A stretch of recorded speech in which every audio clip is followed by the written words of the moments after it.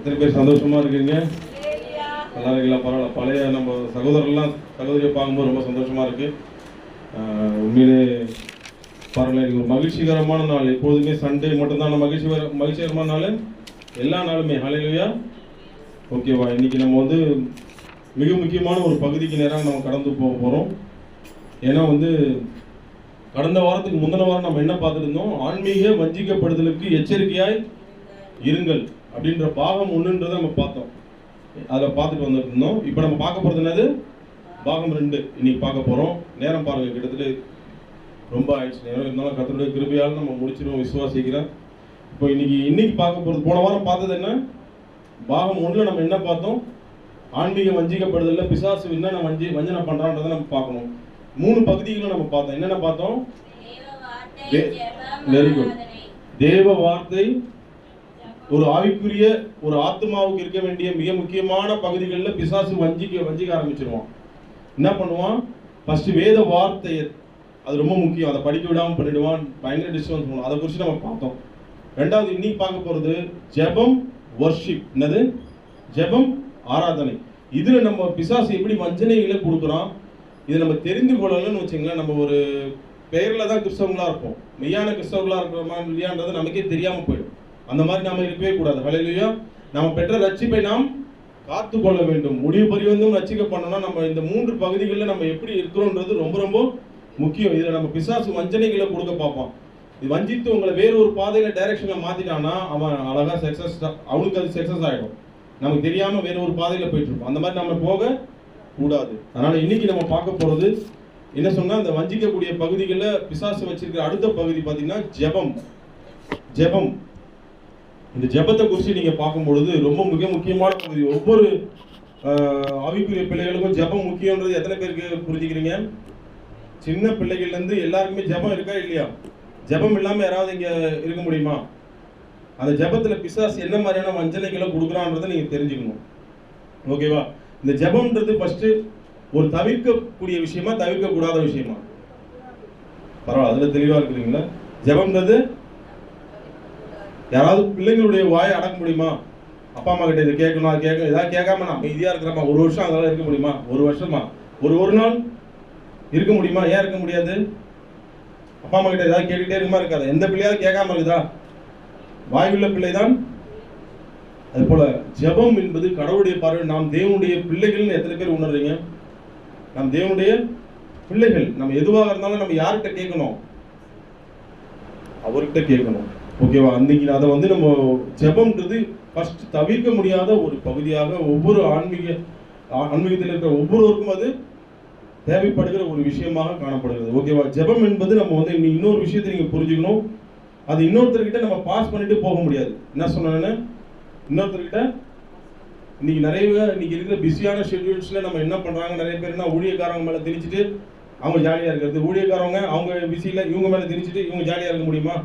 சொல்லுங்க. அப்படி இருந்தா அது ஜெபமா? அவன் பசிக்கு என் பசியை நான் என் பிள்ளைக்கு கொடுக்கணும்னா அது பசியை எடுத்துக்குமா? நான் இன்னைக்கு எப்படி பசி சரியாயிடுமாங்க? அப்ப அவன் பசிக்கு தாயானாலும் என்ன சொல்லுவாங்க? தாயும் இந்த பழமொழிக்கு ஒரு புக்கு ஏதாவது வாங்கி கொடுங்கப்பா. பழமொழி புக்குங்க நமக்கு தெரிய மாட்டேங்குது, சில நேரங்களில் தேவைப்படுது. அப்ப என்னது? தாயானாலும் வாயும், சேயானாலும் வாயும் வயிறும் வேறுன்னு சொல்லுவாங்களா? அது போல ஜெபம் என்பது பார்த்தீங்கன்னா அது ஒரு பசி, இறைவனை நோக்கி நாம் செலுத்த ஒரு பசியை வெளிப்படுத்துகிறது போல. எதுவாக இருந்தாலும் நம்ம அவரை நோக்கி உண்மையாக நோக்கி பார்க்கும் பொழுது அந்த வசனம் என்னது? என்னை நோக்கி உண்மையாய் என்னை நோக்கி கூப்பிடு, அப்பொழுது நான் நீ அறியாததும் எட்டாவதுமான பெரிய காரியங்கள் நான். அப்ப ஜெபம் என்பது ரொம்ப ரொம்ப முக்கியமான ஒரு பகுதி. இது எந்த ஒரு நிலையிலும் நீங்க மாற்றி இதை என்ன பண்ண முடியாது, பண்ணாம இருக்க முடியாது, மற்றவங்க மேல என்ன பண்ண முடியாது, திணிக்கவும் முடியாது. நீங்க அதை புரிஞ்சுக்கணும். அதனாலதான் பிசாசு இன்னைக்கு என்ன தந்திரங்களை அவன் உபாய தந்திரங்களை கொண்டு வரானா, உங்க ஜெபத்தினுடைய ஸ்டைலையே மாத்திர பார்ப்பான். புரியுதா? ஜெபத்தினுடைய ஸ்டைலை மாத்த பார்ப்பான், அல்லது ஜெபிக்க விடாம தடை பண்ணுவான். இந்த மாதிரி பிரச்சனை எத்தனை பேருக்கு இருக்கீங்க? வந்து எல்லாருக்குமே இருக்குல்ல? எனக்கு எல்லாருக்குமே தான் இருக்கு. உங்களுக்கு ஒரு வாட்டி இந்த பிரசங்கம்னா எனக்கு 100 வாட்டி. சொல்லுங்க, உங்களுக்கு ஒரு வாட்டி, எனக்கு எத்தனை வாட்டி? உங்களுக்கு ஒரு தடவை சொன்னா எனக்கு 100 தடவை சொல்ற மாதிரி எனக்கு தான் இந்த பிரசங்கம் அப்படிதான் நினைச்சிட்டு தான் நான் சொல்றது. ஏன்னா இது அவ்வளவு முக்கியம். ஏன்னா ஒரு ஊழியம் செய்கிறவர்களுக்கு ஜெபம் இல்லைன்னா என்ன ஆயிடும்? ரொம்ப ரொம்ப கடினமான ஒரு பகுதி. ஊழியம் செய்கிறவங்களுக்கு இன்னும் அதிகமான ஜெபங்கள் அவங்களுக்கு தேவை. ஏன்னா சத்திய வார்த்தைகளை சொல்லும் பொழுது பிசாசு என்ன பண்ணுவான்? நிறைய தடைகள் அவன் கொண்டு வர பார்ப்பான். ஆல்ரெடி நிறைய தடைகள் வந்துட்டு தான் இருக்கு. ஆனால் கர்த்தர் தான் பாதுகாத்து இங்க கொண்டு வந்து நிறுத்துறாரு. அதனால ஜெபிக்கிறத நீங்க புரிஞ்சுங்க. பிசாசு தந்திரம் என்ன பண்ணுவானா, உங்க ஜெபத்தை மாத்த பார்ப்பான், அல்லது ஜெபிக்க விடாம தடை பண்ணுவான். நீங்க இதெல்லாம் கவனமா நடந்து நீங்க புரிஞ்சுக்கணும். நான் சில உதாரணங்கள் தான் காட்ட போறேன். எதுக்காகனா உங்க ஜெப வாழ்வுல பிசாசு எந்தெந்த தந்திரங்களை கொண்டு வரான்றதுக்கு தான் உங்களுக்கு அது இன்டைரக்டா எப்படி வஞ்சம்னா அது டைரக்டா வராது. இன்டைரக்டா எப்படி கொண்டு வரான், டைரக்டா எப்படி வரான்றதை நான் உங்களுக்கு காட்ட போறேன். ஓகேவா? அதுதான் உங்களுக்கு உதாரணம் காட்ட போறேன். ஃபர்ஸ்ட் நீங்க எதுன்னு தெரிஞ்சுங்க. ஜெபிக்கிறதுக்கு இருக்கிற தடைகள் இருந்துச்சுன்னா இன்னைக்கு நீங்க அதை நீங்க சரி செஞ்சுக்கணும். ஏன்னா உங்களுடைய வெற்றி எதுல இருக்குன்னா, நீங்க தேவனுடைய பிள்ளை என்பதனால கிடையாது. தேவனுடைய பிள்ளைன்ற வார்த்தை தக்க வச்சுக்கணும்னா ஜெப வாழ்வு முக்கியம். எத்தனை பேர் புரிஞ்சுக்கிறீங்க? அந்த ஜெபத்துல தான் நீங்க உங்களுடைய வெற்றி அடங்கி இருக்கிறது நீங்க புரிஞ்சுக்கணும். அது உங்களுக்கு தெரியுதோ இல்லையோ, யாருக்கு தெரியுது? கரெக்டா புரிஞ்சிருக்கீங்க. உங்களுக்கு தெரியுதோ இல்லையோ, நீங்க ஜெபிச்சா ஜெயிச்சிருவீங்கன்னு யாருக்கு தெரியுது? பிசாசுக்கு நல்லா தெரியும். அதனால தயவு செய்து இது அவனை விட அதிகமா யாருக்கு தெரியணும்? நமக்கு தான் தெரியணும். ஜெபிச்சா ஜெயிக்க முடியும். ஜெபமே இது ஆட்டோவில் எழுதி பார்த்துருக்கிறீங்க. அது எங்க இருக்கணும்? மண்டையிலையும் இருதயத்திலையும் அது இருக்கணும். எங்க இருக்கணும்? இங்கேயும் இருதயத்திலையும் இருக்கணும். பைபிள்ல தேடாதீங்க, இருக்காது. ஏன்னா பைபிள்ல அந்த வார்த்தை கிடையாது. ஆனா அந்த ஜெபிச்சு ஜெயிச்சவங்களுடைய வாழ்க்கை பைபிள்ல இருக்கு. அல்லேலூயா. அதனால அந்த வார்த்தை இங்கேயும் இருதயத்திலையும் நம்ம வாழ்க்கையில் இருக்கணும். அதை நீங்க மறந்துடாதீங்க. இன்னைக்கு எத்தனை பேர் ஜெபிக்க முடியாம தடைகளோட நீங்க வந்திருந்தா கூட அந்த தடை உடைக்கப்பட்டு நீங்க போனோம். கரண் எதிர்த்து நாம் இந்த மயப்படுத்தலாமா? என்னால ஜெபிக்க முடியல, ஏதாவது ஒரு தடை இங்க இருக்குது என் உடம்புக்குள்ள, ஏதோ எந்த தடையா இருந்தாலும் நான் நீக்கி போடுவேன். தடைகளை நீக்கி போடுகிற கர்த்தர் உங்களோட கூட இருக்கிறார். அல்லேலூயா. அதனால ஒண்ணு மட்டும் தெரிஞ்சுங்க. வாழ்க்கையில வெற்றி வரும்போதும் சரி, தோல்வி வரும்போதும் சரி, எதுவுமே உங்க ஜெப வாழ்வை தடை செய்ய கூடாது. இதை நீங்க முதல்ல புரிஞ்சுக்கிறீங்களா? ரொம்ப அதிகமான வெற்றி, கடவுள் அதிகமா ஆசீர்வதிச்சாலும் அந்த மயக்கத்துல, அந்த ஆணவத்துல ஜெபத்தை மறந்துடாதீங்க. ரொம்ப தோல்வி அடைஞ்சீங்க, ஒரு மாதிரி தோல்வி போல, ஒரு கஷ்டம் போல கடவுள் கொடுக்குறப்போ காணப்படலாம். ஆனால் அவர் கொடுக்கல. அவர் அனுமதிச்சு உங்களை உயர்த்தத்துக்கு தான் அவர் கொடுக்குறாரு. அப்படி வரும்பொழுது கூட நீங்க ஜெப வாழ்வு என்ன பண்ணிடக்கூடாது? என் வாழ்க்கையில வந்து வெற்றியா இருந்தாலும் சரி, தோல்வியா இருந்தாலும் சரி, கடவுளுடைய கூட அந்த உறவு ரிலேஷன்ஷிப்பை தடை பண்ணக்கூடாது. எத்தனை பேர் புரிஞ்சுக்கிறீங்க? தடை பண்ணப்பட்டுச்சுன்னா அது வஞ்சகம். சொல்றது புரியுதா? அதை நீங்க தெரிஞ்சுக்காம உங்களை பிசாசு மறைக்க பார்ப்பான். என்னுடைய ஜெப வாழ்வு தடை செய்யப்பட்டாலே அதுக்கு பேர் என்ன? நீங்களே அதுக்கு தலைப்பு கொடுத்துக்கலாம். அது பிசாசினுடைய வஞ்சகம். நீங்க அதை புரிந்து கொண்டீங்கன்னா நீங்க நிச்சயமாக ஜெயிச்சிடலாம். உங்களுக்கு எல்லாம் எந்த தடைகளா இருந்தாலும், இந்த தடைகளை உங்க கர்த்தரால நீக்க முடியாத தடை ஏதாவது இருக்கா இந்த உலகத்துல? எப்பேற்பட்ட தடைகளா இருந்தாலும் அவர் நீக்கி போடுவார். ஒரு சில காரியங்களை நான் உங்களுக்கு காட்டி கொடுக்க போறேன். ஜெப வாழ்வுல நமக்கு பெரிய ஒரு எக்ஸாம்பிளை நான் அந்த ஒரு சோதனைக்கு நேரத்தில் தான் உங்களுக்கு காட்ட போறேன். அதை வந்து நான் கொஞ்சம் ஆவிக்குரிய வண்ணமா எடுக்க போறேன். இயேசுவினுடைய சோதனை உங்களுக்கு தெரியும்ல, அதுல எத்தனை வாட்டி அவர் சோதிக்கப்பட்டாரு? இதை வந்து ஸ்பிரிச்சுவலா நான் உங்களுக்கு காட்ட போறேன். உங்களுக்கு லைட்டா காட்டிட்டு இந்த சில உதாரணங்களை நான் காட்ட போறேன். ஓகேவா? ஏன்னா ரெண்டு பகுதி காட்டுறதுனால ஜெப வாழ்வுக்கு ஒரு சில காரியங்களை நான் உங்களுக்கு காட்டினா, இயேசுனுடைய சோதனைகள்ல உங்களுக்கு காட்டலாம்னு இருக்கேன். அவன் பிசாசு என்ன தந்திரத்தை அங்க கொண்டு வரான் பாருங்க. இதை ஸ்பிரிச்சுவலா நம்ம பார்க்க போறோம். ஓகேவா?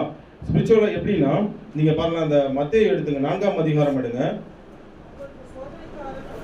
முதல்ல என்ன பண்றான் பாருங்க, எப்படி ஜெபிக்க ஏமாத்துறான் பாருங்க.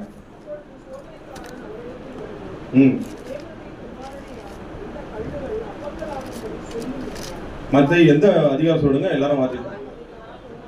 மத்தேயு 4ஆம் அதிகாரம் 3ஆம் வசனம். நல்லா கவனிச்சீங்களா? இதை வந்து நீங்க ஆவிக்குரிய வாழ்க்கையில நீங்க அர்த்தமா எடுத்துக்க போறீங்க. என்ன பண்ண போறீங்கன்னா, ஃபர்ஸ்ட் பிசாசு எப்படி தந்திரமா உள்ள வரான்றதை நீங்க கவனிங்க. ஏசப்பா எத்தனை நாள் ஜெபிச்சாருங்க? 40 நாள் ஜெபிச்சுட்டு வந்து இருக்கிறாரு. அவருடைய ஜெப ஸ்டைல் எப்படி இருக்கும்? ஃபுல்லாவே ஸ்பிரிச்சுவலா தான் இருக்கிறவங்க. ஒரு ஜெபம் எப்படி இருக்கும்? உலகத்துக்குரிய காரியங்களா இருக்காது. நீங்க புரிஞ்சுட்டீங்களா கான்செப்ட்? அவர் ஜெபம் எப்படி இருக்கும்?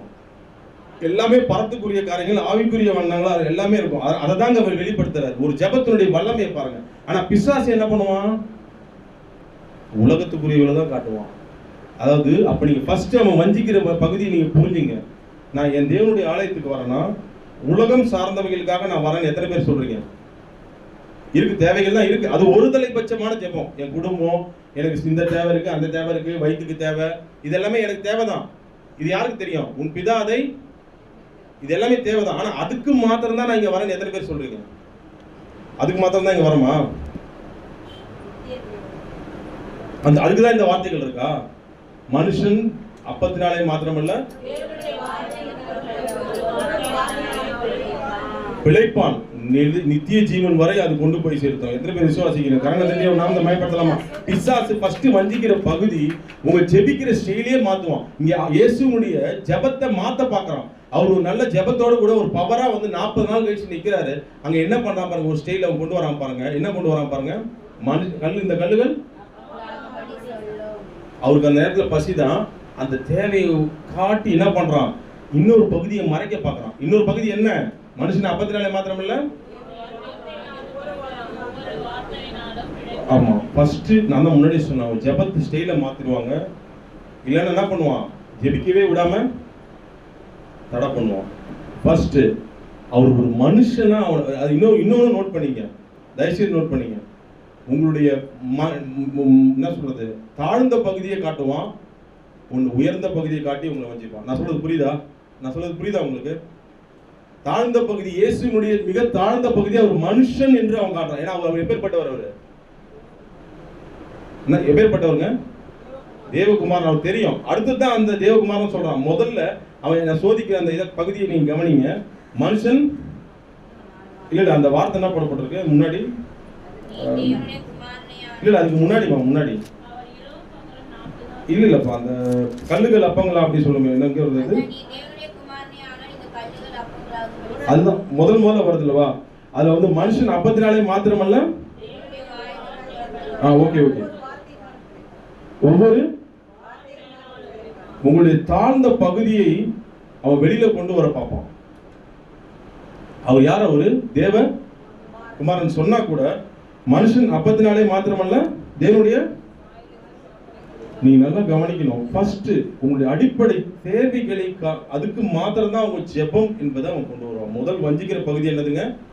நீ ஒரு மனுஷன், அவர் மனுஷன்றதை அவன் செயல காட்டுறான். அதாவது ஆனா அவர் யார்? அவரு உனக்கு பசிக்கும், நீ வந்து உனக்கு அதுக்கு மட்டும் தான் இருக்கு. ஆனா அவர் எதுக்காக வந்திருக்கிறாரு? மனம் திரும்புங்கள். உங்களுடைய ஃபர்ஸ்ட் உங்க வாழ்க்கையில ஜெப வாழ்வுல நோட் பண்ணி வச்சுங்க. பரத்துக்குரிய காரியங்களை மறைச்சு நீங்க உலகத்துக்குரிய காரியங்கள் அதை சுற்றியே நீங்க ஜெபிச்சு முடிஞ்சு போயிடுச்சு, அந்த நாள் முடிஞ்சு போயிடுச்சு, பரத்துக்குரிய காரியங்களை குறித்து ஜெபிக்க முடியல, ஆவிக்குரிய வாழ்க்கையில பலப்பட முடியல அப்படின்னா அது ஒரு வஞ்சகம். எத்தனை பேர் ஃபீல் பண்றீங்க? ஏன்னா இன்னைக்கு நிறைய பேருக்கு அவங்க பிரச்சனைகளை பேஸ் பண்ணி எனக்கு இந்த தேவை அந்த தேவைக்குனே கடவுளுடைய சமூகத்துல வந்து ஜெபிச்சு முடிச்சிடறாங்க. அடுத்த நாள் தான் எடுத்து மறுபடியும் ஸ்டார்ட் ஆயிடுது. ஆனா எப்படியே போய் என்ன ஆயிடுது, அது ஒரு தந்திரம். அதனால ஃபர்ஸ்ட் பிசாசிங்க என்ன எடுத்துட்டு வரான், இந்த அப்பம்ன்றதை நீங்க எது வேணாலும் போட்டுக்கலாம். காரு, எந்த தேவை, இது இந்த தேவை, உலகத்துக்குரிய தேவைகளுக்கு மாத்திரம் உங்களை ஜெபிக்க வைக்கிறதுக்கு நீ இடம் கொடுத்தீங்கன்னா நீங்க வஞ்சகத்துல இருக்கிறீங்கன்னு அர்த்தம். இன்னைக்கு அந்த மாதிரி ஏதாவது வந்திருக்கிறீங்களா? அது ஒரு தடை. ஏன்னா உங்க ஜெப ஸ்டைல நீங்க மாத்தீங்க. என்னுடைய ஜெப ஸ்டைலா இருந்தாலும் மாத்தீங்க.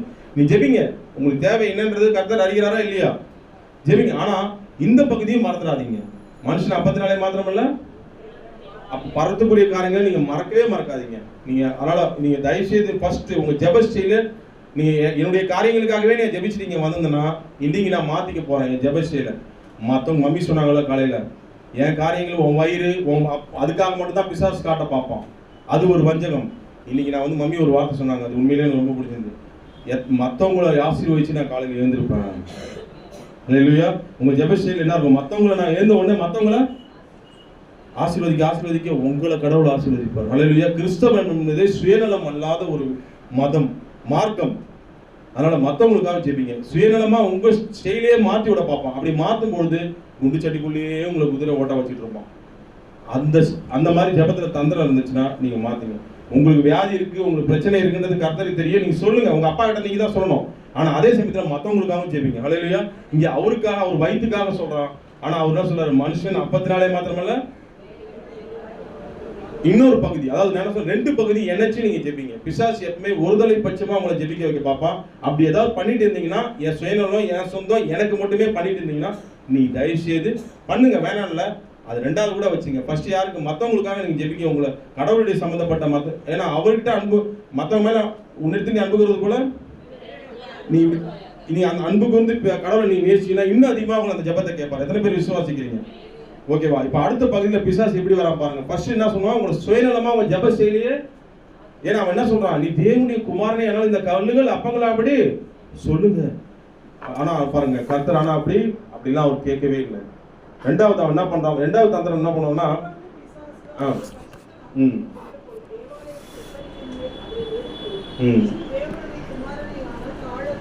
நல்லா கவனிங்க. அவர் பயங்கர வல்லமையோட கூட 40 நாள் ஜெபிச்சு யாரோட வந்திருக்கிறாரு? 40 நாள் இந்த ஜெபத்தை அற்பமா ஆக்க பார்க்கறான். நான் சொல்றது புரியுதா? அவன் அப்படியே அற்பமாக்க பார்க்கறான். 2வது அவன் என்ன பண்றான்னா, இங்க இப்போ ஃபர்ஸ்ட் என்ன சொன்னா, உங்க ஜெப சுயநலமா இருந்தா அது கண்டிப்பா அது ஒரு வஞ்சகம், பிசாசுடைய வஞ்சகம். 2வது என்ன பண்ணுவான்னா, உங்களுடைய உயர்ந்த ஒரு பகுதியை காட்டுவான். அதான் நீ தேவனுடைய குமாரனே. ஆனால் இது நீங்க என்ன புரிஞ்சுக்கிறீங்கன்னா, ஜெபிக்கவே வேண்டாம், இது கர்த்தருடைய சித்தம். இது எல்லாமே ஸ்பிரிச்சுவலா பேசுறேன். இந்த சோதனைக்குள்ள நான் போல, அந்த சோதனையை பத்தி நான் எடுக்கல பிரசங்கம். உங்க ஜெப வாழ்வில் இப்படிலாம் இருக்குன்றதை உங்களுக்கு காட்டுறேன். 2வது, ஒரு காரியத்தை நீங்க சொல்லும் பொழுது யாரை நோக்கி நீங்க பார்க்கணும்? நீங்க நல்லா கவனிங்க. கர்த்தர் வந்து இப்போ 3000 பசியோடு கூட இருந்தாங்க. ஒரு அப்பமா இருந்தாலும் யாரை நோக்கி பார்க்கிறாரு அவரு? ஆனா இந்த இடத்துல பிசாசு என்ன பண்றான்? நீ ஸ்ட்ரெயிட்டா எல்லாமே ஸ்ட்ரெயிட்டா, நீ தேவனுடைய குமாரன், நீ தேவனுடைய பிள்ளை ஆயிட்டப்பா, நீ அதிகமா ஜெபிக்கணும்னு கூட அவசியம் கிடையாது. ஸ்ட்ரெயிட்டா கேளு, வசனத்தை அறிக்கை செய். உன்னை கர்த்தர் பாதுகாப்பார், உன்னை ஷைன் பண்ணுவார், உன்னை தூக்கி விடுவார். நீ அப்படி சொல்றவங்களுக்கு தான் மரியாதை. ஆனா ஒடுக்கி ஜெபம் பண்ணுன்னு சொன்னா பாருங்க, அவனை மதிக்கிறது கிடையாது. ஆனா சங்கீதம் 51 எடுங்க, 17 எடுங்க. இந்த இடத்துல நீ அவ்வளவு வல்லமையா ஜெபிச்சுட்டு வந்த அவரை தேவனுடைய சித்தம் இருக்கான்னு தெரியாம நீ தேவனுடைய குமாரனே ஆனால் தாள குதியும்.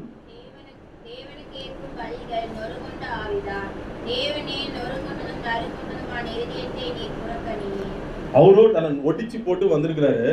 அப்போ அவர் எதுக்காக தேவனை பரிச்சை பார்க்க, அதாவது உங்களுடைய ஜெபங்கள்ல பரிச்சை பார்க்க கூடாது. கர்த்தருடைய சித்தம் நீங்க அறியாம நீங்க எது செஞ்சாலும் தேவனை பரிச்சை பார்க்கறீங்க. புரியுதா உங்களுக்கு? அப்ப 2வது என்னன்னா, ஃபர்ஸ்ட் சுயநலமா உங்க ஜெபம் இருக்க கூடாது, அது வஞ்சிக்கிறான்னு அர்த்தம். 2வது, உங்க ஜெபங்கள்ல என்ன இருக்க வேண்டியதுன்னா, தேவனை பரிச்சை பார்க்க கூடாது. தேவனுடைய சித்தம் இருக்கான்னு நீங்க தெரியாம நீங்க டைரக்டா அவங்களை செய்ய தூண்டுவான். நீ அறிக்கை செய், இது பண்ணு, அது பண்ணு. உங்களுக்கு ஆனா நீ என்ன தப்பு பண்ற? ஃபர்ஸ்ட் உன்னை ஒடுக்கி போடாம, கர்த்தருடைய சமூகத்தை எதுவுமே செய்யாம டைரக்டா, என்னது தேவனுடைய குமாரனே ஆனால் ஒருவேளை அப்படி செஞ்சிருந்தா இயேசு கர்த்தர் காப்பாத்திருப்பாரு. ஆனா அது சோதனையில ஜெயிச்சதுக்கு அடையாளம் அல்ல. இந்த இடத்துல இன்னைக்கு அப்படி ஜெப வாழ்வையும் அப்படிதான் பண்ண வைக்கிறான். தாள குதின்றது போல ஜெப வாழ்வு நிறைய பேர் புரிஞ்சுக்காம தாள குதி தங்களை கைகால உடைச்சிக்கிற மாதிரி. கர்த்தருடைய சித்தம் இல்லாம உங்க ஜெப வாழ்வுல என்ன இருக்கணும்? இந்த விண்ணப்பத்தை வைக்கிறதுக்கு முன்னாடி உங்க ஜெப வாழ்வு என்ன இருக்கணும்? கர்த்தருடைய சித்தம் இருக்கணும். 2வது ஜெபம் என்ன இருக்கணும்? கர்த்தருடைய சித்தம். அவர் ஜெபிக்காம ஸ்ட்ரெயிட்டா ஃபர்ஸ்ட் வந்து நீ தேவனுடைய குமாரனே ஆனால் இந்த கல்லுகள் அப்பங்கள் அப்படி சொல்லி அது ஒரு அறிக்கையா சொன்னான். அந்த அறிக்கையை கூட அவன் சொல்லல. 2வது என்ன பண்றான்? டைரக்டாவே நீ தேவனுடைய குமாரன் தானே, உங்களுடைய உயர்வை வச்சு நீங்க என்ன சொல்றான்? நீ பெரிய ஆள்பா, நீ தேவனுடைய ஊழியத்துல வளர்ந்துட்டு இருக்கு, நீ ஒரு பெரிய எத்தனை வருஷம் விசுவாசி, நீ அவ்வளவுதான் ஒன்றும் ஜெபிக்கணும்னு அவசியமே இல்லை. தேவனுடைய சித்தமா இருந்தா வசனத்தை அறிக்கை பண்ணு, அது ஆட்டோமேட்டிக்கா கடவுளை தேடாது அதிகமா. நீ வசனத்தை அறிக்கை செஞ்சா போதும், வாழ்க்கையில எல்லாம் இது வசனம் தானே பிசாசு காட்டுறான், அப்படிதான் காட்டுவான். நீ ஜெபிக்க அதிகமா ஜெபிக்காத, உன்னை ஒடுக்கி போடாத. சங்கீதம் 51:17 என்ன வாசிங்க?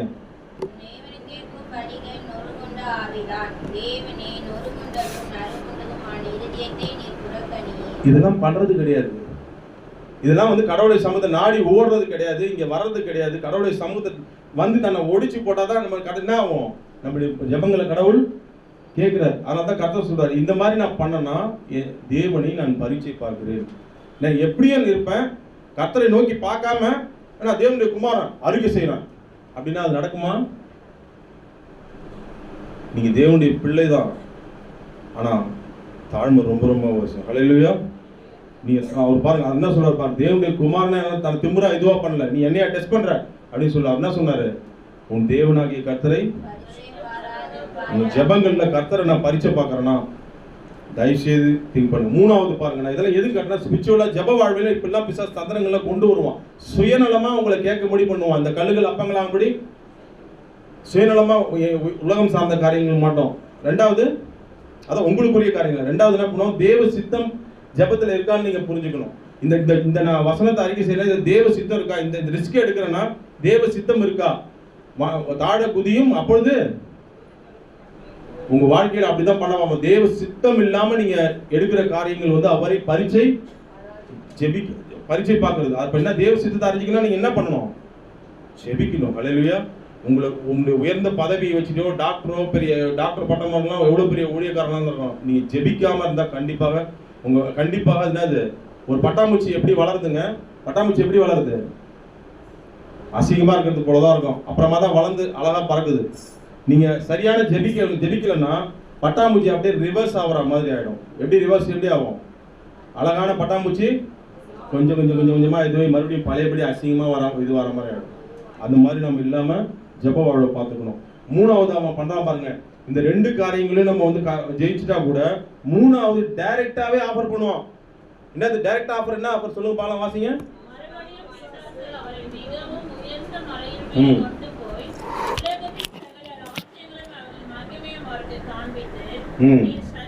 சாஷ்டாங்கமாய்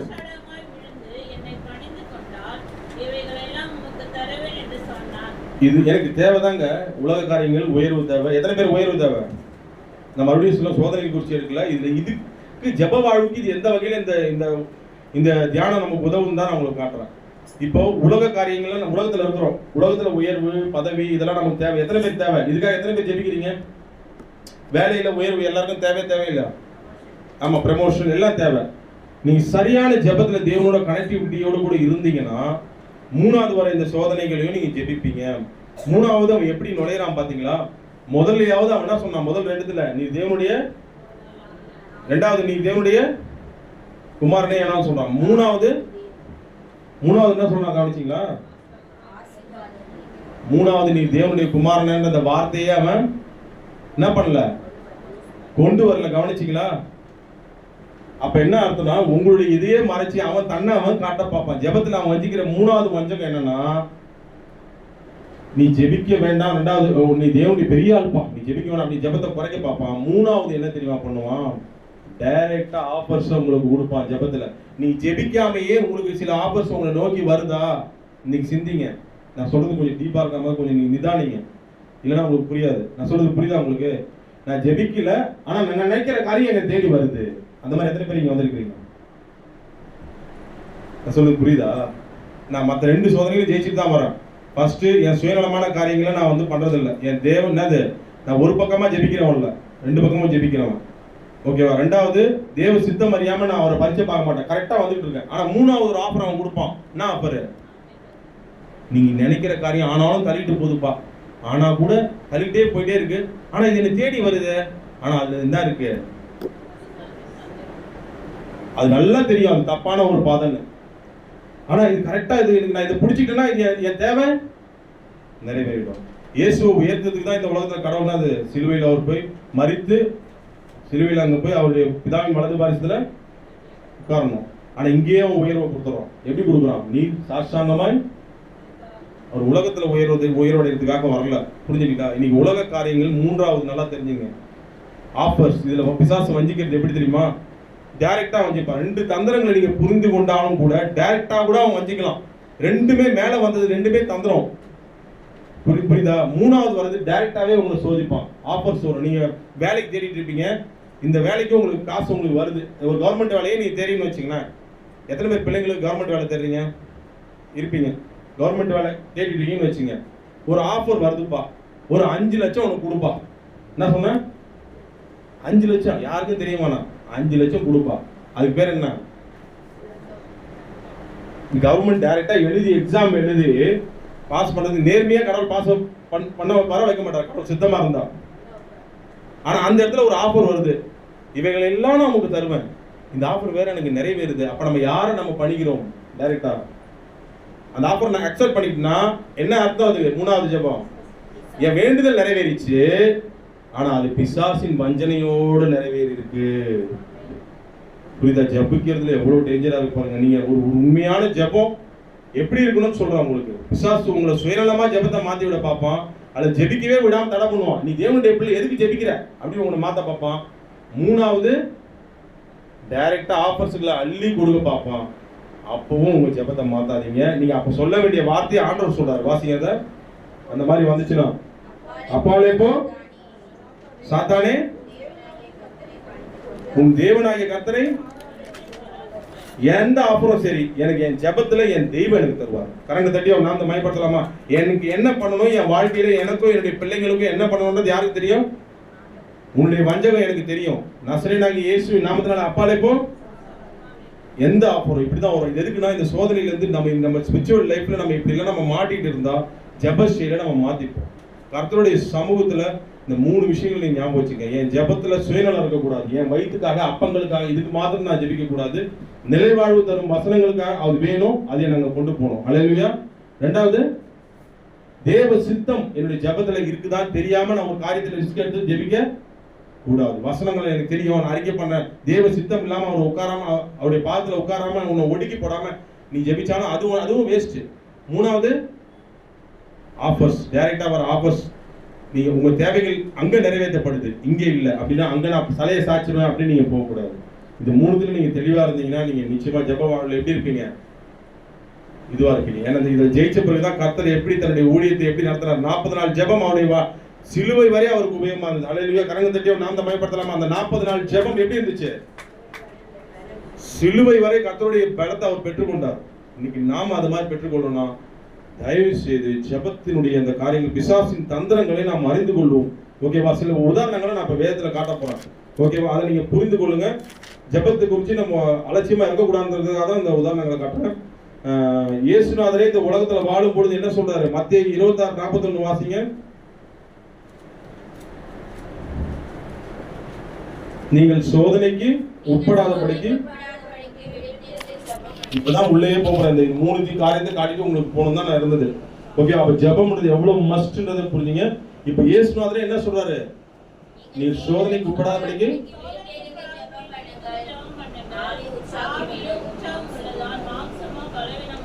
பிசாசு கொண்டு வருகிற ஆயுதங்கள் மெயினா எங்க எதுல தாக்க போறோம்னா நம்ம மாம்சத்துல. தூக்கம். எத்தனை பேர் ஜெபிக்கும் போது தூக்கம் வருது? ஜெபம்னு சொன்னாலே தூக்கம் வந்துட்டா எத்தனை பேருக்கு வருது? கரெக்டா? ஜெபம்னாலே அப்படி ஒரு தூக்கம், அதுல ரெஸ்டில் போட்ட மாதிரி வருது ஒரு தூக்கமா. என்ன மாத்திரை போடுறது? அப்படி ஒரு தூக்கம் எத்தனை பேருக்கு வருது ஜெபம்னாலே? அது ஒரு தந்திரம். இயேசுவின் நாமத்துல முதல்ல ஜெபிக்கிறதுக்கு இருக்கிற தடைகளை நம்ம விலக்கி போடணும். அல்லேலூயா. நீங்கள் சோதனைக்கு உட்படாதபடிக்கு விழித்திருந்து ஜெபம் பண்ணுங்க. இந்த இடத்துல நான் ரொம்ப சின்ன சின்ன விஷயங்கள் தான் காட்டிட்டு நான் போக போறேன். ஜெபம் எவ்வளவு முக்கியம், அதுல பிசாசு வஞ்சிக்கிறான்றதை நான் உங்களுக்கு காட்டுறேன். இந்த இடத்துல இயேசுனுடைய சீடர்கள் என்ன ஆனாங்க? நல்லா ஜெபிச்சாங்களா கூட உட்கார்ந்து? இயேசுனுடைய சீடர்கள் அவங்க எப்படி சீடர்கள் ஆனாங்க? நல்லா தகுதி பார்த்து ஒவ்வொன்னா அப்படி சீடர்கள் ஆனாங்களா? இயேசுனுடைய கிருபையினால அவங்க என்ன சீடர்களா ஆனாங்க. இன்னைக்கு நீங்க இது ஸ்பிரிச்சுவலா நீங்க ஆவிக்குரிய அர்த்தமா எடுத்துக்கணும்னா, இன்னைக்கு இயேசுக்கு நெருக்கமான ஊழியக்காரனா இருந்தாலும் சரி, எப்பேற்பட்ட நான் 30 வருஷம் 40 வருஷம் இயேசுக்கு ரொம்ப உகந்த அவர் மார்புல சாய்கிற விசுவாசியா இருந்தாலும் சரி, ஜெபம் இல்லைன்னா என்ன ஆகும்? சோதனைக்கு உட்பட்டுடுவோம். புரிஞ்சுக்கிட்டீங்களா? இன்னைக்கு இந்த இந்த சீடர்களை குறித்து பார்க்கும்பொழுது அவங்க மிகப்பெரிய ஒரு தந்திரங்கள்ல மாட்டிக்கிட்டாங்கன்னு உங்களுக்கு தெரியும். தந்திரம் என்ன? பிசாசுடைய தந்திரம் என்னன்னா, கர்த்தரோட கூட இல்லாம போயிட்டாங்க. பெரிய பெரிய இதெல்லாம் அவருக்கு கர்த்தருக்கு விரோதமா பேச முடியாட்டாங்க. யார்? பேதுரு மாறிட்டா இல்லையா? இதுக்கெல்லாம் காரணம் என்ன? ஜெபம் மின்மை. இந்த ஜெபமின்மை வாழ்க்கையில வரும் பொழுது ரொம்ப ரொம்ப கவனமா இருக்கணும். அதை முதல்ல நம்ம கடிஞ்சுக்கணும். தூக்கம் பாவம் கிடையாதுங்க. தூக்கம் என்னது? கவனிக்கிறீங்களா இல்லையா? எங்க போயிட்டீங்க? எங்கேயோ ஆழ்ந்த தியானத்துக்கு போயிட்டீங்க. தூக்கம் பாவம் இல்ல, ஆனா தூக்கம் பெரிய பாவத்துக்கு வழிவகுக்கும். எத்தனை பேர் புரிஞ்சுக்கிறீங்க? தூக்கம் பெரிய பாவம். தொடர்ந்து நீங்க தூங்கிட்டே இருந்து ஜெபிக்காம இருந்தீங்கன்னா பெரிய பாவத்துக்கு அது என்ன பண்ணும்? ஆட்டோமேட்டிக்கா வழி அமைச்சிடும். அது மட்டும் இல்லாம நம்ம பார்த்துக்கணும். ஓகேவா? இன்னைக்கு நம்ம ஒவ்வொரு நம்ம பலவீனங்கள் எதுவா இருந்தாலும் நம்ம தெய்வம் எனக்கு இந்த பலவீனம், ஐயோ நீ வேணாம் அப்படி ஒதுக்குறாரா? எனக்கு ரொம்ப பிடிச்ச ஜீசஸ் ஏன் தெரியுமா? என் கிருபை உனக்கு போதும். அந்த வசனம் தயவுசெய்து எடுத்து வாசிங்க. 1 கொரிந்தியர் 1 கொரிந்தியர் 12:8-9 வாசிங்க. இதுல பவுல் பண்றாரு பாருங்க. அவரு தான் இயேசுவுக்கு நெருக்கமானவர், பெரிய ஊழியக்காரர், அப்போஸ்தலர். 2 கொரிந்தியர் 12:8-9.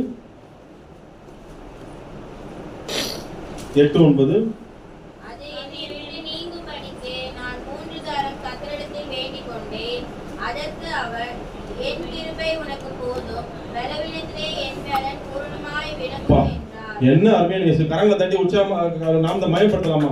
எங்க உங்க பலவீனத்தை பார்த்து மனுஷங்க, உங்க சொந்தக்காரங்க எத்தனை பேருக்கு உங்களுக்கு பலப்படுத்தி இருக்காங்க? போன் பண்ணி சொல்லிருக்காங்களா? எத்தனை பேர் போன் பண்ணி உங்களுக்கு பலப்படுத்தி இருக்காங்க? இருக்கிற வேதனையில என்ன கொஞ்சம் என்ன சொல்றாங்கப்பா, எரியிற நெருப்புல என்ன பண்றாங்க? அந்த மாதிரி தானே நிறைய பேர் பேசுறாங்க. கூட வீட்டுல இருக்கிறவங்களே அநேக வேலைகளை பேசுறாங்களா இல்லையா? உங்க வேதனைகளையும் உங்க பலவீனங்களையும் பெட்ரோலா பார்த்தீங்களா? பெட்ரோலை ஊத்துறாங்க. ரொம்ப டெவலப் ஆயிட்டாங்க இங்கிலீஷ். எரியிற நெருப்புல பெட்ரோல் ஊத்துனா என்ன ஆகும்? அந்த மாதிரி தான் பேச்சுகள் இருக்கு. ஆனா கர்த்தர் ஒருவர் மாத்திரமே. நல்லா புரிஞ்சுங்க, உங்களுக்கு பலவீனத்துக்கு ஆறுதலையும் தராரு, சொல்யூஷனையும் தராரு. நோட் பண்ணி வச்சுங்க. உங்க பலவீனத்துக்கு ஆறுதலையும், ஒரு பெத்த தாய் மாதிரி, வாமா என்னமா ஆச்சு, ஒரு குழந்தை காயப்பட்டுச்சுன்னா என்ன பண்ணும்? ஒரு பெத்த தாய் மடியில தூக்கி வச்சு முதல்ல அந்த அழுகையை என்ன பண்ணும்? அடக்குவாங்க. தட்டி கொடுத்து சரி சரி சரி சரி சரியாயிடும், அப்படி சரி சரி சரியாயிட்டு போயிட்டு கிளம்பிடுவாங்களா? என்ன பண்ணுவாங்க? அந்த காயத்துக்கு மருந்து தடவிட்டே தான் ஆறுதல் அளிப்பாங்க. கரெக்டா இல்லையா? அது போலதான் நம்ம ஜீசஸ். ஆறுதல் சொல்லுகிறவர் மாத்திரமல்ல, நிஜமாகவே விடுவிப்பவர். அல்லேலூயா. உங்க பலவீனத்திலிருந்து விடுவிப்பவர். இந்த இடத்துல எனக்கு பவுல் ரொம்ப பிடிச்சி, எனக்கு மனசு ரொம்ப எனக்கு என்ன சொல்றது, பவுலை குறிச்சு நான் ரொம்ப சந்தோஷப்படுறாங்க. அவர் பெரிய அப்போஸ்தலர். அவர் யார்? அவரு பெரிய அப்போஸ்தலர், பெரிய பரிசுத்தவான். அவர் 3 தடவை ஜெபிச்சிருக்கிறார். என்னங்க, அவர் 3 தடவை எதுக்காக ஜெபிச்சிருக்காருன்னா, தனக்கு ஒரு பலவீனம் வரப்போ அட போ கிடக்குது போ பலவீனம் அப்படியே விட்டார். அவரு உங்களை மாதிரி என்ன மாதிரி அவர் ஃபேஸ் பண்ணல பலவீனம். நமக்கே கொஞ்சம் இதுவாக இருந்ததுன்னா அவர் எவ்வளவு பெரிய பரிசு, அவருக்கு எவ்வளவு பிரச்சனை இருந்திருக்கும். அந்த 3மே அவர் என்ன அந்த 3 வாட்டி ஜெபிக்கிறார். ஏன்னா அவர் அந்த அளவுக்கு தாங்க முடியாத குட்டும் என்ன போடப்பட்டிருக்கு, ஏதோ பிரச்சனை அவருக்கு பலவீனம் இருந்திருக்கு.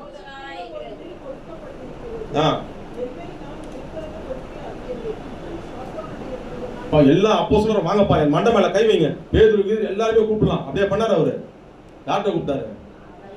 மூத்த ஊழியர் பேதுரு கூப்பிடுங்கப்பா, அவரை கூப்பிடுங்க, இவரை கூப்பிடுங்க, எல்லாரும் என் தலைமையில கை ஒன்னா வச்சு ஜெபிக்குப்பா, எனக்கு முள்ளு எடுத்து போட போன அப்படியே ஜெபிச்சாரு. அவரு கர்த்தரோட ஒரு தனிப்பட்ட பர்சனல் ரிலேஷன்ஷிப்ல அவர் எப்படி பண்ணாரு? அவரு 3 தடவை ஒரு பிள்ளை போல, ஐயா என்னால முடியல, தாங்க முடியல, குற்ற சாத்தானுடைய தூதனா இருக்குதுப்பா, அதை எடுத்து போடுங்கப்பா, அது என்னன்னு நமக்கு தெரியாது. ஆனா கர்த்தர் என்ன சொல்றாரு?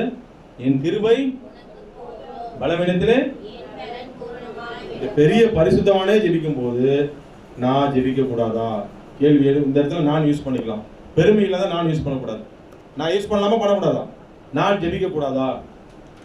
பெரிய பரிசுத்தவான், பெரிய அப்போஸ்தலர், அவரே அவ்வளோ அப்படி ஜெபிக்கும் பொழுது பலவீனம் வந்துச்சே சொல்லிட்டு அசால்ட்டா விட்டு போக ஜெபிக்கிறார். ஒவ்வொரு காரியத்தையும் ஜெபிக்கிறார், ஒவ்வொரு ஊழியத்துக்கும் ஜெபிக்கிறார். அதனால தான் ஆவியானவர் சில இடங்கள்ல அந்த ஊழியத்துக்கு போக விடாம அவர் தடை பண்றாரு. பாத்துருக்கீங்களா? பவுலுடைய வாழ்க்கையை நீங்க வாசிங்க. அப்ப ஜெபம் இல்லாம பவுலால இருக்கவே முடியாது. அப்படி தன்னை அர்ப்பணித்த ஒரு மனிதர், ஒரு பரிசுத்தவான். சோ இன்னைக்கு நீங்க பெரிய பெரிய சோதனைகளை ஜெயிக்கணும்னா ஜெபம் ரொம்ப முக்கியம். அதுல பிசாசு நிறைய தந்திரங்களை கொண்டு வர பார்ப்பான். கேர்ஃபுல்லா இருங்க. தெரிஞ்சு தெரியாம கூட மறைமுகமான தந்திரங்களை கூட கொண்டு வருவோம். நீங்க ஒரு ஆசீர்வாதத்தை பெற்றுக்கொள்றதுக்கு ரெடியா, கடவுள் கொடுத்து ரெடியா இருப்பாரு. அது மறைமுகமா தடைகளை கொண்டு வர பார்ப்பான். அது நல்லதாகவும் இருக்கும், அந்த அறிவுரை கெட்டதாகவும் இருக்கும். அது ஒரு உதாரணம் காட்டா, அன்னாள் எப்படிப்பட்டவங்க? எடுத்து வாசிங்க. அந்த 1 சாமுவேல் எடுங்க, 1:6 வாசிங்களா. முதல்ல கெட்ட விதமா அவருக்கு தடை வருது. 1 சாமுவேல்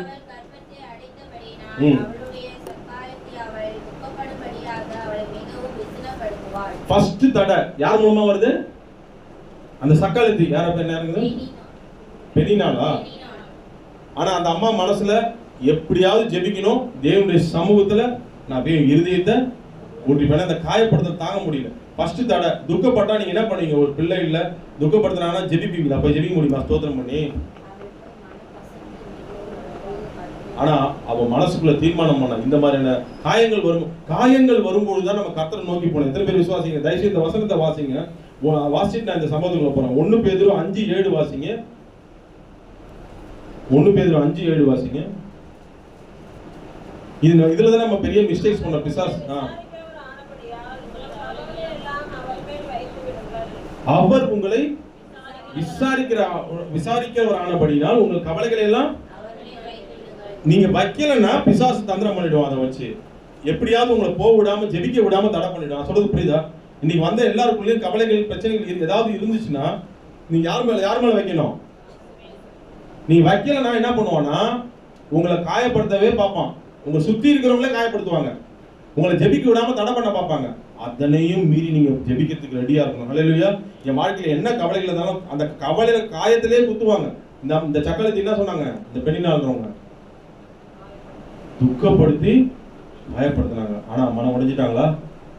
ஃபர்ஸ்ட் நெகட்டிவான தடை, பாசிட்டிவாவே ஒரு தடை வந்துச்சு.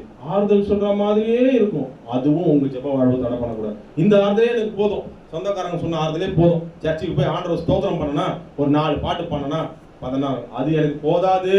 எனக்கு ஆறுதல் எங்கிருந்து வரணும்? எனக்கு ஆறுதல் அளிக்கிறவர் யாரு? அதுக்கு ஒரு உதாரணம் காட்டுறோம் பாருங்க. 1 சாமுவேல் 1:8 வாசிங்க. அவன் புருஷனாகிய எல்கானா அவளை பார்த்து, அன்னாளே ஏன் அழுகிறாய்? ஏன் சாப்பிடாதிருக்கிறாய்? ஏன் சஞ்சலப்படுகிறாய்? 10 குமாரை பார்க்கிலும் நான் உனக்கு அதிகம் அல்லவா என்றான். ஓகேங்க, நான் இனிமேல் ஜெபிக்கல அப்படி விட்டாளா? அவன் ஜெபாவோட தடை பண்ணிச்சா? அடுத்து நீங்க வாசிங்க. இதை என் கணவரா இருந்தாலும் சரி, யார் சொன்னாலும் சரி, எனக்கு என் ஆறுதல் எங்கிருந்து வரணும்? நல்ல விதமாகவும் பிசாசு டைரக்டா தடை பண்ணுவான், உன்னை துக்கப்படுத்துவான், விசனப்படுத்துவான். ஆனா கவலைகளை நான் அவர் மேல வைப்பேன். வைராகியமா வைங்க. 2வது என்னது? நல்ல விதமாவே நீங்க பரவாயில்ல எல்லாம் ஆறுதல் படுத்துவாங்க. ஆனா அந்த ஆறுதல் எனக்கு போதாது. எங்கிருந்து எனக்கு ஆறுதல் வரணும்?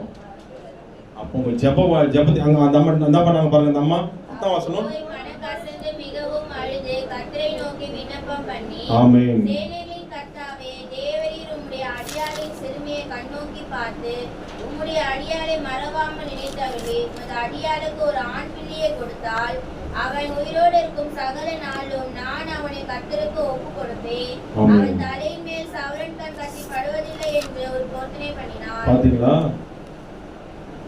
இந்த ஜெபத்தை ஏறெடுத்து முன்னாடி அந்த அம்மா எத்தனை தடைகளை சந்திச்சாங்க? 2 தடை. ஒண்ணு டைரக்டாவே துக்கப்படுத்துறாங்க. யாரு? அந்த வேதனை தாங்க முடியல, அதனால தடை பண்ணி உட்காந்துட்டாங்களா அவங்க. பிசாசு இப்படி வஞ்சிக்க பார்ப்பான். உங்க வீட்டுல இருக்கிறவங்களே உங்க சர்ச்சுக்கு போக விடாம பண்ணுவாங்க.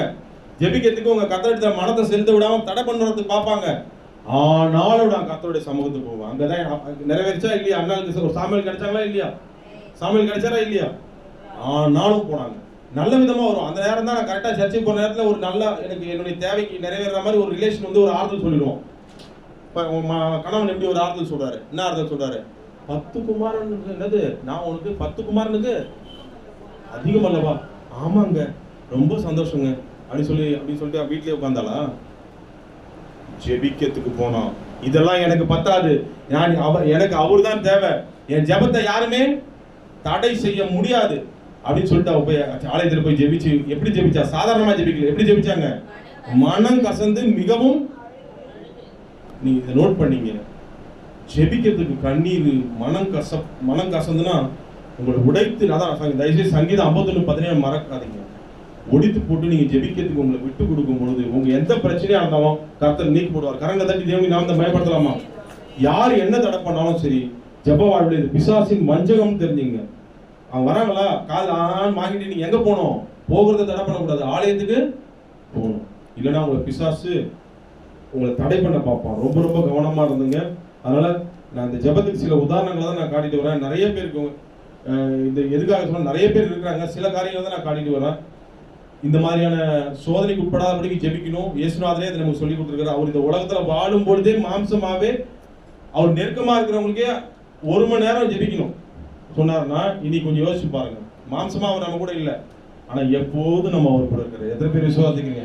உங்களுக்கு ஜெபிக்கவே தெரியலன்னா அவர் சொல்லித்தரார். பரிசுத்த ஆவியானவர் வாக்கு கடங்காத. நீங்க ஜெபிக்க தெரியலையா? கவலைப்படாதீங்க. ஐயா எனக்கு ஜெபிக்கணும்னு ஆசையா இருக்கு. எத்தனை பேர் இங்க வந்திருக்கீங்க? ஆனா ஜெபிக்க முடியலன்னு எத்தனை பேர் இங்க சொல்றீங்க? நீங்க ஜெபிக்கணும்னு ஆசையா இருக்கு, ஆனா ஜெபிக்க முடியல எத்தனை பேர் ஃபீல் பண்றீங்க? என் கை கால்லாம் கட்டி போட்ட மாதிரி இருக்குது, வாயை கட்டி போட்ட மாதிரி இருக்கு, ஆனா ஜெபிக்கணும்னு ஆசைப்படுறேன். கவலைப்படாதீங்க. ஹல்லேலூயா. ஏன் தெரியுமா சொல்றேன்?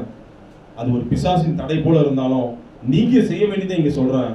அந்த கட்டுகள் அறுபடும். கரங்களை தட்டி தேவனை நாம் பயன்படுத்தலாமா? என் கையை கட்டி போட்ட மாதிரி இருக்கு, வாய் கட்டி ஜெபிக்க முடியல, ஜெபிக்கணும்னு ஆசைப்படுது. உள்ளத்துல அவர் நோக்கி பாருங்க, உங்க கரத்துல இருக்கிற கட்டு, காலில் இருக்கிற கட்டெல்லாம் அறுபடும். பவுலும் ஷீலாவும் எப்படி இருந்தாங்க? பவுலும் ஷீலா எப்படி இருந்தாங்க சொல்றதுக்கு நேரம் இல்லை, உங்களுக்கு லைட்டா சொல்லிட்டு போறேன். பவுலும் ஷீலாவும் எப்படி இருந்தாங்க? கைகள் கட்டப்பட்டு எப்படி இருந்தாங்க? தலைகீழா தொங்கப்பட்டிருக்காங்க. உங்க வாழ்க்கையிலே உங்க பிரச்சனைகள் தலைகீழா உங்களை ஆக்கி வச்சிருக்குதா? கையெல்லாம் காலெல்லாம் கட்டி போட்டு உங்களை மேல சுத்தி வச்சிருக்குதா? கலங்காதீங்க, உங்க வாய் இருக்கு, உள்ளத்தை நோக்கி கர்த்தரை நோக்கி பாருங்க. கரங்க தட்டி நாம் பயன்படுத்தலாமா? அந்த கட்டுகளில் இருந்து விடுவித்து உங்களை தேவன் வந்து நிச்சயமாக அங்க மத்தவங்களுக்கும் அந்த அங்க இருக்கிற சிறைச்சாலைக்காரனும் கூட அற்புதம் நடந்தது. உங்க மூலமா மத்தவங்களுக்கும் அற்புதம் நடக்குங்க. எத்தனை பேர் விசுவாசிக்கிறீங்க? அதனால ஜெபிக்கிறதுக்கு இருக்கிற தடைகளை நீங்க விலக்கி போடுங்க. இன்னைக்கு நீங்க எந்த கட்டுகள்ல வந்தாலும் கூட ஃபர்ஸ்ட் பாருங்க, ஜெபத்துக்கே நீங்க நேரம் அதிகமாயிடுச்சு நான் சொல்றதுக்கு. பரவாயில்ல, இந்த மூணாவது பகுதியை வந்து அடுத்த வாரம் எடுத்துக்கலாம். என்னது? வர்ஷிப். ஆராதனை வந்து நம்ம அடுத்த வாரம் நம்ம பார்க்க போறோம். இதை இன்னும் நான் முடிக்கல. நல்லா புரியுது. அப்ப ஜெபத்துல இவ்வளவு காரியம் நீங்க தெரிஞ்சுக்கணும். இன்னைக்கு எத்தனை எல்லாருமே ஜெபிக்க விடாம ஏதோ ஒரு தடை இருக்கு. இன்னைக்கு அந்த தடை இன்னைக்கு விலகி போகணும். கரங்களை தட்டி நாம் பயன்படுத்தலாமா? தடை விலகி போகணும். உடம்புல பலவீனமா இருந்தாலும் சரி, மனசுல பலவீனமா இருந்தாலும் சரி, நிச்சயமா உங்களால் ஜெபிக்க முடியும். எனக்கும் சேர்த்து தான் சொல்றேன். நிறைய வேலைகளை போன வாரம்லாம் அடிச்சு போட்ட மாதிரி அப்படி ஒரு வழிகள் இருந்தா கூட தெய்வம் தான் எனக்கு பலப்படுத்தி நிக்க வைக்கிறார். அதனால நீங்க ஜெபிச்சிட்டீங்கன்னு வச்சீங்கன்னா உங்களுக்கு ஒரு வல்லமை இருக்கிறத நீங்க புரிஞ்சுப்பீங்க. நல்லா புரியுங்க. இப்ப நான் சொல்ல போறது என்னன்னா, ஜெபிச்சீங்கன்னா உங்க கண்களே வேற மாதிரி மாறிடும். நான் என்ன சொல்றேன், இதெல்லாம் இது தப்பு இது சரின்னு தெரியும். ஜெபிக்காம இருந்தா உங்க கண்கள் மழுங்கி போயிடும். அதை மட்டும் அதுக்கு மட்டும் உதாரணத்தை நான் சொல்லி முடிக்க போறேன். அப்ப ஜெபிச்சீங்கன்னா உங்க கண்கள் எப்படி இருக்கும்? தெளிவா இருக்கும். உங்க எல்லாத்தையும் உங்களால என்ன பண்ண முடியும்? ஃபேஸ் பண்ண முடியும். ஜெபிச்சதுனால தான் சிலுவையை ஆண்டவர் என்ன பண்ணாரு? ஃபேஸ் பண்ணாரு. என்ன பிடிக்க வரீங்களா? வாங்க, நான் இங்கே தான் இருக்கேன், எங்கேயும் நான் போய் ஓடலை. ஜெபிக்காத அவங்க ஓடிட்டாங்க, இயேசுநாதர் கூட இல்லை. புரிஞ்சுங்க. பிரச்சனைகளை கண்டு பயப்படாதீங்க. ஜெபிக்கிறவங்களா இருந்தீங்கன்னா நீங்க நிச்சயமா ஜெயம் பெறுகிறவங்களா மாறுவீங்க. எத்தனை பேர் விசுவாசிக்கிறீங்க? இன்னைக்கு பாருங்க, ஒரு மோசேயை குறித்து உங்களுக்கு காட்ட போறேன். உதாரணம், மோசே யாத்திராகமும் 32 வாசிங்களா. 32 மலையில இருந்து ஒரு இறங்கி வரதுக்கு ஒரு 2 வித்தியாசத்தை காட்டி நான் முடிக்கிறேன் பாருங்க. ஜெபிக்கிறவங்களுக்கு பலம் காட்டுறேன் உங்களுக்கு. கர்த்தரோடவே இருந்து வந்திருக்கிறாரு. அப்பதான் அங்க என்ன நடக்குதுன்றது தெரியுது. மோசே பாருங்க, மலையிலிருந்து 32:1. மோசே மலையிலிருந்து இறங்கி வர தாமதிக்கிறதை ஜனங்கள் கண்டபோது அவர்கள் ஆரோனிடத்தில் கூட்டம் கூடி அவனை நோக்கி, எகிப்து தேசத்திலிருந்து எங்களை அழைத்து கொண்டு வந்த அந்த மோசேக்கு என்ன சம்பவித்ததோ அறியோம். ஆதலால் நீ எழுந்து எங்களுக்கு முன் செல்லும், தெய்வங்களை எங்களுக்காக உண்டு பண்ணும் என்றார். இந்த சம்பவத்துக்குள்ள ரொம்ப போகல. என்ன பண்றாங்க? அவங்க பெரிய பாவம் பண்றாங்க. ஆனா அவங்க யாருமே தேவனோட இல்ல. ஆனா மோசே யாரோட இருந்துட்டு வராரு? எத்தனை நாள் இருந்துட்டு வராரு? 40 நாள் இயேசுநாதரை போலவே கர்த்தரோடவே இருந்து ஜெபத்துல அவரோடவே இருந்து அவங்களுக்காக வார்த்தை வாங்கிட்டு வராரு. அவருடைய வல்லமை எப்படின்றத காட்டுறாரு. முக பிரகாசமா இருந்தது எல்லாருக்குமே தெரியும். அது ஒரு பிளஸ் பாயிண்ட். ரெண்டாவது, அவர் இறங்கி வந்தோடனே ஆரோன் யாருங்க? ஆரோன் யாரு? மோசேயின் சகோதரன். ஓகே, அது நமக்கு தெரியும். ஆரோன் யாரு? தேவனுடைய ஆசாரியன். அவர் எப்படி இருந்திருக்கணும்? ஜெபத்துல தன்னுடைய குரு அங்க மேல போயிருக்கிறாரு. இங்க எப்படி இருந்திருக்கணும்? அவர் ஆசாரியர். அவர் தான் ஃபர்ஸ்ட் ஆசாரியர். அவர் எப்படி இருந்திருக்கணும்? ஜெபிச்சிருக்கணுங்க. எப்படி இருக்கணும்? சோதனைக்கு உட்படாதபடிக்கு ஜெபிச்சிருக்கணும். ஜெபிக்காதனால அவங்க கண்ணு எப்படி இருக்கு, மோசேனுடைய கண்ணு எப்படி இருக்குன்றதை காட்டுறேன். ஜெபிக்காதனால ஆரோனுடைய கண்ணு எப்படி இருக்குன்னு பாருங்க. அவங்க பொண்ணை கட்டி கொடுக்குறாங்க. அதை கட்டி கொடுக்குறாங்க. என்னது? காதுகள்ல இருக்கிற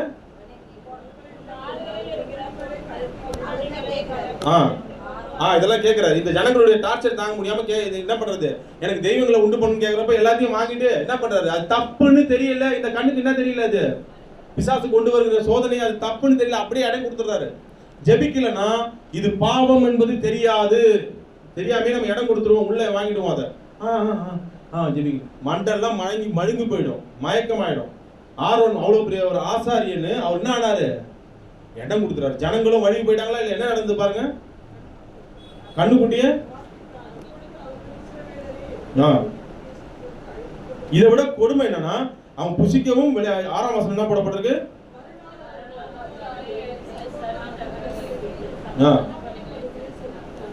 இதை விட பெரிய கொடுமை என்ன தெரியுமா? அவங்களை நிர்வாணமாக்கி வச்சிருந்தான். எங்க பாருங்க அந்த வசனத்தை, எங்க வாசிங்க இது? எந்த வசனம் வாசிங்க? 25 வசனம் வாசிமா. யாத்ரா 32. நிர்வாணமாக்கிருந்தா. ஜெபிக்காத மனுஷனுடைய கண் எப்படி இருக்கு பாருங்க. தான் மட்டும் கெடாம மத்தவங்களும் கெட்டு போற அளவுக்கு அவன் கண் எப்படி மாறி இருக்கு பாருங்க. ஜெபிக்கிற மோசேவுக்கு வந்தவனே அவர் எப்படி பண்ணாருன்னு நான் காட்டுறேன். ஃபர்ஸ்ட் ஜெபிக்காத ஒரு மனிதன், ஒரு ஊழியக்காரனா இருந்தாலும் சரி, அவன் கண்ணு என்ன ஆகுது, அந்த ஜனங்களுடைய கண்ணு எப்படி இருக்குது? நாங்க பண்றது பாவம்னே அவங்களுக்கு ஃபர்ஸ்ட் தன் தேவனை விட்டு மறந்துட்டாங்க. தாங்க செய்யற செயல் ஒவ்வொன்றுமே மோசமான பிசாசுடைய தந்திரங்களை உட்பட்டது. நிர்வாணமாக்கிருந்தான். யார் அது? நிர்வாணமாக்கி வச்சிருந்தான். அந்த கண்ணு தெரியலையா? ஏன் தெரியல சொல்லுங்க பாருங்க. இன்னைக்கு அதான் நம்ம பிரச்சனையே. நீங்க ஆவிக்கிற வாழ்க்கையில உங்க வெற்றிக்கு தடையா இருக்கிற காரியங்களை காரணமே என்னன்னா, நான் கர்த்தரோட இல்லாதனால தான் எனக்கு நிர்வாணமா என் வாழ்க்கையில எல்லாமே இருக்கு. எல்லாம் பணம் வருது, எல்லாமே போயிடுது. ஆனா என் கண்ணுக்கு என்னது தெரிய மாட்டேங்குது. கர்த்தரை குறை சொல்லிக்கிட்டு இருக்கிறேன். எல்லாமே நிர்வாணமா இருக்கு. குடும்பத்துல ஒண்ணுமே இல்லாம இருக்கு. காரணம் என்ன? நான் கர்த்தரோட ஐக்கியமா இருக்கு. நிர்வாணமாக்கி இருந்தது யாரோனுக்கே தெரியலையா? அந்த அளவுக்கு கண்ணு மறைக்கப்பட்டது. ஆனா இது யாருக்கு தெரியுது? அது மோசேயுடைய கண்களை காட்ட போறேன். அந்த மோசேயின் கண்கள் தான். ஜெபிக்கிறவங்களுடைய கண்ணு எப்படி இருக்கு, அந்த வல்லமை எப்படி இருக்கு பாருங்க. ஃபர்ஸ்ட் யோசுவாவை காட்டுற பாருங்க. யோசுவா வந்து என்ன சொல்றாருன்னா, ஐயோ ஏதோ ஒரு சண்டையா இருக்கு போல வந்து. இல்ல, அவருடைய கண்ணு பாருங்க எப்படி வருது பாருங்க. இறங்கி வரப்ப எங்க அது? 20 மோசே யாத்ராகமம் 32:25 வாசிங்க. அது வாசிட்டீங்களா?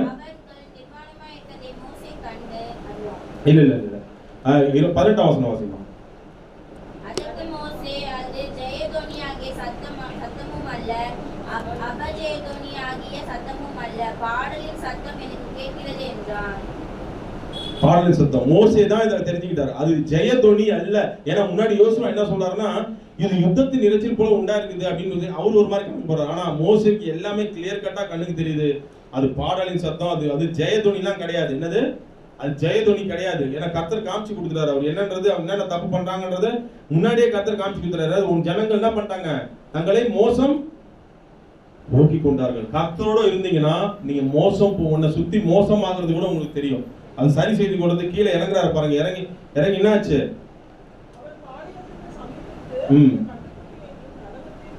அது எந்த வசனம் சிஸ்டர் வாசிங்க?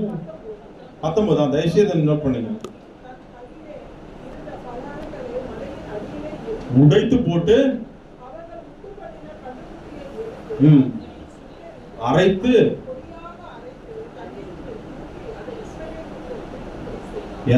பாருங்க. நல்லா கவனிச்சிங்களா? இது பெரிய கொடுமை என்னன்னா, ஜெபிக்கிறவங்களுக்கு அவங்க பார்வை எப்படி இருக்குன்றதை காட்டுறேன். ஜெபிக்காதவங்களுக்கு பெரிய பாவமாவே தெரியல, நிவாரணமாக்குது. ஆனா மோசேக்கு எப்படி தெரியுதுன்றதை உங்களுக்கு காட்டுறேன் பாருங்க. 21 வசனம் வாசிங்க.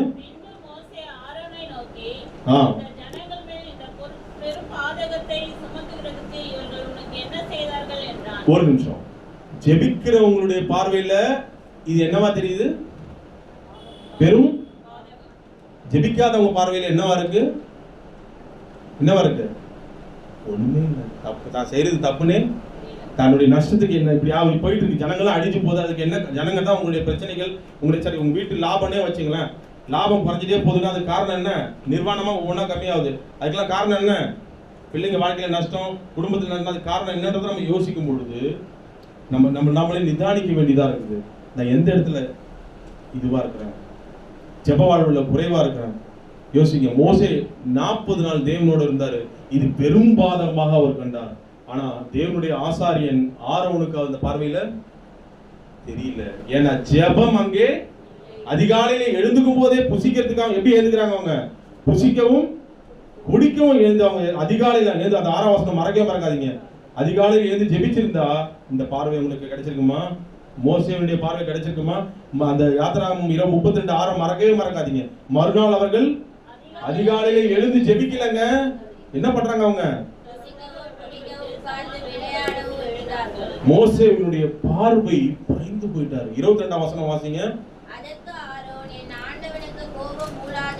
இல்ல, அதை விட்டு போயிடுறோம். இந்த அளவுக்கு 25 நீங்க வாசிட்டீங்கல்ல, ஓகேவா? அப்புறம் தான் அவருக்கு கோபம் வருது. அடுத்த நேரத்தை நீ வீட்டுல போய் தயவு செய்து வாசிங்க.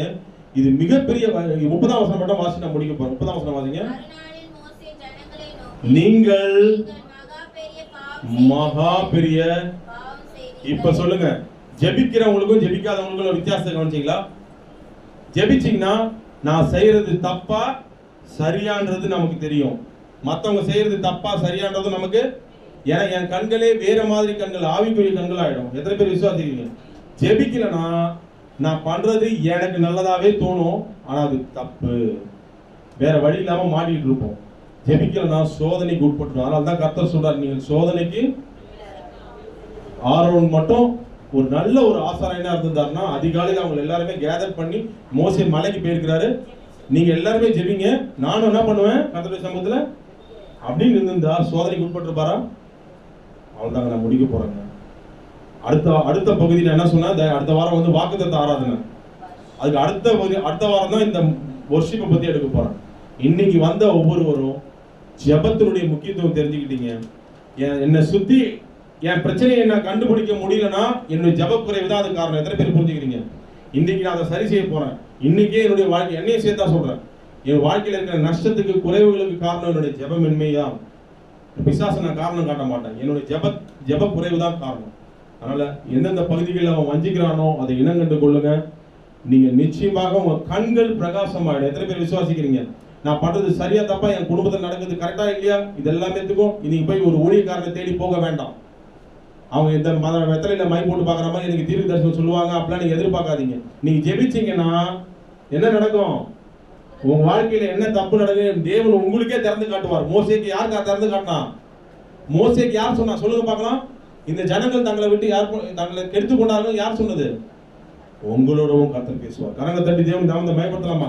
நீங்க கர்த்தரோடவே உறவுல ஐக்கியமா இருந்தீங்கன்னா ஒருபோதும் உங்களை எந்த பிசாசும் உங்களை தொட முடியாது. ஆரோன் எவ்வளவு பெரிய உயர்வா இருந்தாலும் பிசாசு அவரை தொட்டுச்சு, ஆனா மோசேவை தொட முடியல. ஏன்னா அவர் தேவனோடவே இருந்தார். ஹல்லேலூயா. இது உணர்ந்தவர்களாக பிசாசுனுடைய தந்திரத்தை இனங்கண்டு கொள்ளுங்கள். அவங்க ஜபத்தினுடைய செயலையே மாத்த பார்ப்பான். அதுக்கு உதாரணங்கள் சொல்லிட்டேன். தேவ சித்தம் உங்க ஜபத்துல இருக்கா இல்லையான்னு பார்க்க மாட்டேன், ஸ்ட்ரைட்டா பரிச்சை பார்க்க வைப்பான். மூணாவது என்ன சொன்னேன், டைரக்டா ஆஃபர்ஸ்லாம் கூட கொடுப்பான். அதெல்லாம் கூட நீங்க வந்து மனசுல ஏத்திக்காதீங்க. என் ஜபத்தை சரியான முறையில் ஏறிடுங்க. நொறுக்கி போட்டு உங்களை ஒடுக்கி போட்டு ஏறிடுங்க. சில உதாரணங்கள்லாம் வேதத்துல காட்டினேன். அண்ணால போல, மோசேவை போல, ஜீசஸ் கிரைஸ்ட போல. நீ யாரை போல இருக்க போறீங்க? நம்ம எல்லாமே நிதானிப்போம். கர்த்தர் தாமே உங்கள் அனைவரையும் ஆசீர்வதிப்பார்கள்.